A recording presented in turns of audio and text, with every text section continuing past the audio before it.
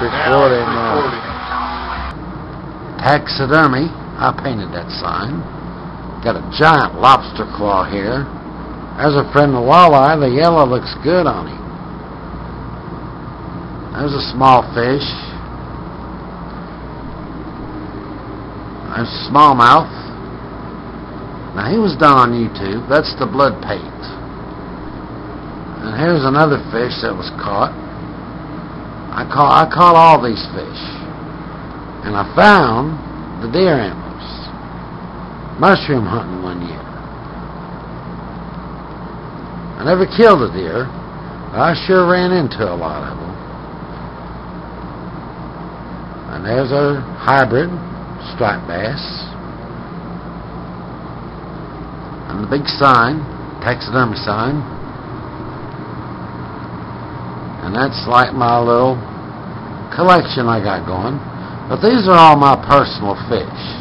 I caught all these. I still have a couple big bass I caught in the back. And I'll bring them out at a later date. Today, we're going to flesh out a crappie. The fish was caught in southeastern Indiana. It's pretty difficult to do a crappie. They're called paper mouths. And I don't know why God made them that way. They're not kidding. They're very delicate. They've got big scales, and they're very difficult to do. So let's see what happens. Okay. All of our tools have been kept clean. Remember, use a dull knife so they don't cut through the other side. Now the idea is to cut away the cartilage, anything that will hold moisture is affected by humidity. Now, I like to go from the top down because I know where I'm at, and it's easier to know exactly what you're doing. Now, here's the head here. We can look down inside there, and we now have to just start cutting away the flesh from the skin, and then we could get a better look at our next step.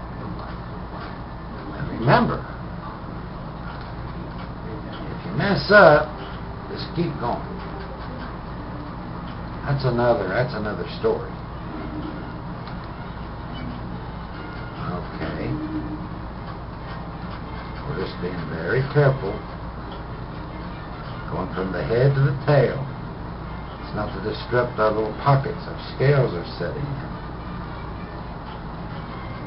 That's our main goal. It's not to lose any scales. But sometimes Mother Nature throws you a trick. So you gotta be ready for that. Okay. We're just skinning away. And the more we scrape off, the more it'll open up for us. And the easier it'll get. And we're just scraping away. Remember, go from the head to the tail. Taxidermy has always been good to me. Ever since I was young. There's our little pile now. It's always been good to me. It's always been a good icebreaker. Like you meet up with people you've never really met before. And you start talking about a trophy fish your friend caught or something, and they'll go, "Yeah, I had that taxidermy. It looks really good. Oh, I'm glad." You know, then you could go on to other conversations. But it's always been a good icebreaker. We just gotta be very careful. And remember, toward his tail, we got a lot of tendons here. And we just go with them and make sure your skin's flat. Don't get ahead of yourself. Believe me, if you can mount a crappie and it looks good, pat yourself on the back. It doesn't matter if you're the President of the United States, or an artist, or a taxidermist that mounts bears. Don't matter. If you could do this and make it look good, you could really pat yourself on the back. Because one false move, man, you could really screw this up. Okay, now remember, we're on this side here. Okay. And we cut the tendons away. We've got a pile here. Hear it? I like to hear that noise. Then we go back to the head. You can see the tendons. They're like threads. Okay. Now make sure he's nice and flat. And now we're going to work on the top. And we'll start the head first. And we just start going in. Make sure he's from the head to the tail.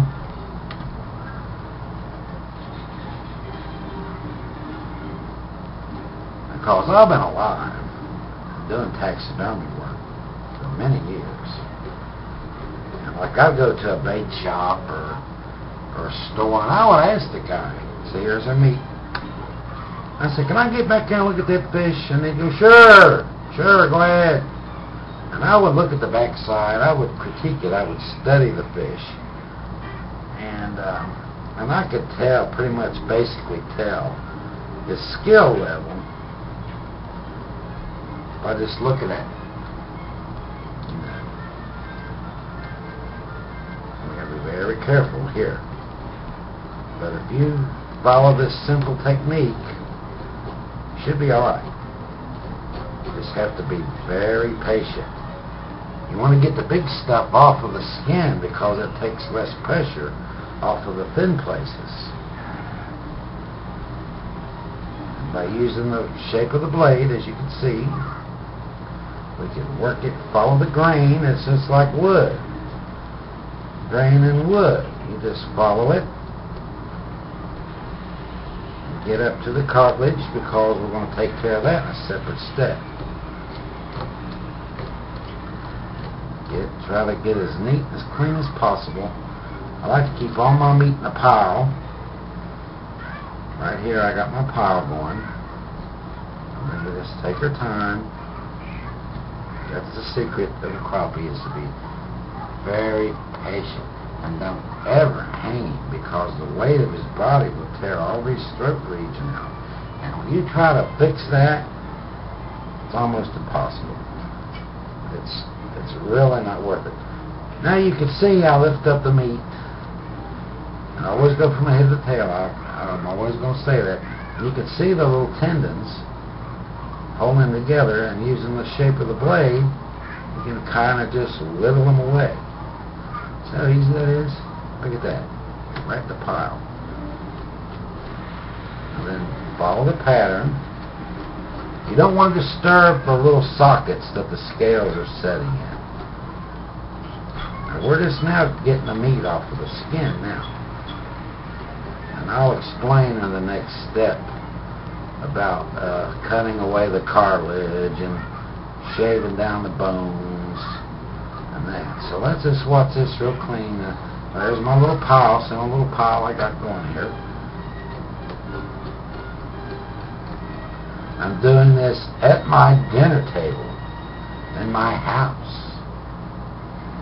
So this is, it's about like cooking dinner. Okay, and then we just work it loose, use that edge.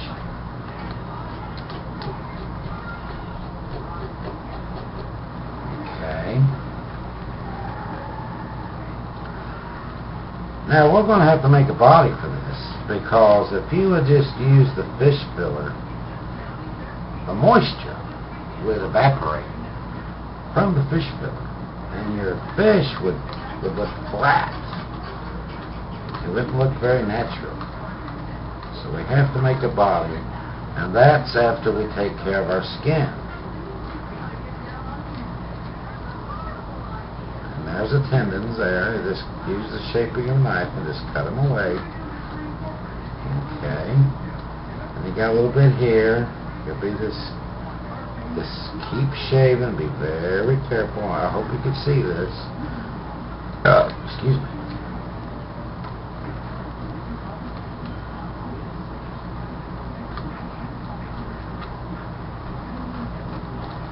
Take your time.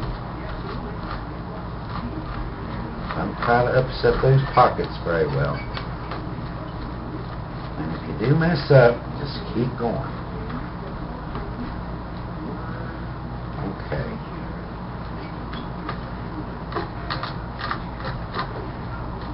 Now there, we're at the collarbone now. And there's a lot of bone structure in there.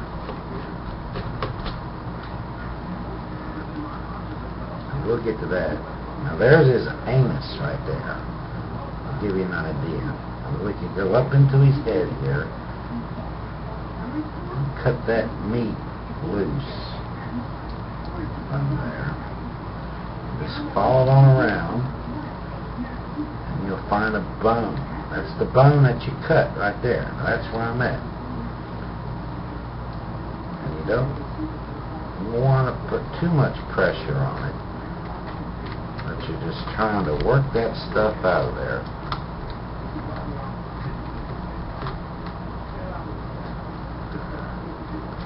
We'll come back and clean that all later. We're just now getting the flesh off now. Then we can cut right in, because this is not the show side, this is the back side. We can always come back to that and sew that back. But now we're in the preserving now. That's what we're into. This is the throat. Right there, we just work it out of there. Just use that roundness of the blade. Now leaving a few little pieces of meat on there is okay, because when I put the preservative on there, that'll help remove that. And always put your hand behind it to know where you're at. And there's two sides always. Now here's the other side of the collarbone. Remember, it's a circle.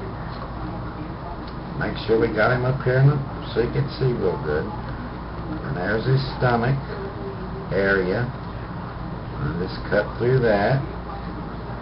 Make sure you got a good grip on it. And just start, you see big chunks of meat, just help yourself to whittle them out. Now remember, the powder we put on will clean the skin just like it would clean your laundry. There's his anus there. We cut around that. And then that little tight area, we're working into it. Okay, let's see what we've done. Oh, that looks good. And then by feeling down through there, there's a bone separates it, and all we have to do is just scrape that away and get the top of the throat. We're almost ready to get our pliers out, because there's bone structure in there that's easier to just clip away in one piece, like a triangle. Okay, there it is. Now, we'll start close to you. That's what I like to do. Just trim that bone up. Trim that meat off there. Use your fingers. Get in there, and then I like to go to the other side. Do the same. But remember, that's the show side. We don't want to mess that up. We want to take it out like a whole triangle. You can see the fins here. That hooks up into that area. So that's what we're going to go after next. It's the base of these fins, and you can feel it, and you hear that good crunch. You know you've got it. Okay. Then it'll be real easy, and it all should come out like a triangle. And I'll show that to you right now. Right there it is. It's like a triangle. That's where his back fin's hooked in. The collarbone was hooked to that. And then he had a bone to his chin right there. You can see that can all be fixed when you go to mount it. Okay, now taking that bone away, you can trim this up because that cartilage is affected by humidity, hot, cold, what have you. Cut around his anus a little bit. There's a little meat there. Just be careful and just, there's not a lot there. And just clean it out. There's his stomach going up to the collarbone on the other side. Let's get him around here so you can see what I'm trying to do here. Now, there's his fin. That's what I'm after, that bone that fin's attached to. And by using these pliers, they're real dull, I'm just using the shape. Hear that clip? That's the inside of the fin on the other side. Then, I can trim up the collarbone a little bit. Okay. Then we just scrape it off. You know, that's the muscles that moves his fin as he lives. We're cutting them away. Okay. And there's the bottom of his throat. You just cut that away. Make sure you don't mess it up. Perfect. And then there's not a lot of meat here, even in a big fish. So you just want to get the start on the chunks there, because like I said, the borax, the preservative I use, will take a lot of that out of there for you. Just press down and hold it with your fingers, and you can whittle right around that real delicate area. Just, I don't know, I guess he's like that to live in the brush piles. I don't know, but alive, this fish was a fish. I mean, he was tough. But when you try to take him apart, see how that is? That can all be laid right back in when you mount it. There's our fish. That's what we scraped away from him. From his skull and the insides of all of his fins and his skin. You could see that they look pretty good. They're all still locked in. Now, let's see, just rinse him in the water. He's very delicate, so you don't want to hang him by a hook, because all that'll tear away. He's all rinsed off. All the tools have been cleaned. There's his body waiting to be made into an artificial body. You can see how it fits right in there. I'm going to make the body next. Okay, now into the sink of water, I put just a few drops of bleach. Just a few drops, just very little bits of bleach. Just kind of slosh him around in there. Make sure it all gets on him. And that'll do what it does to like your laundry. Any little bacteria, and you can tell it's working by how it lightens up. And remember, don't never hang him. You can smell it. See the skin? He's real fresh looking. See how white that skin looks? And we leave him in there for a few minutes, and then we'll rinse him off, put our tools away, and get our body here ready to, our real body, the fish's body, ready to be made into an artificial body. Well, you just saw the fleshing of a crappie, a black crappie, to be exact. I think it turned out well. Everything went smooth.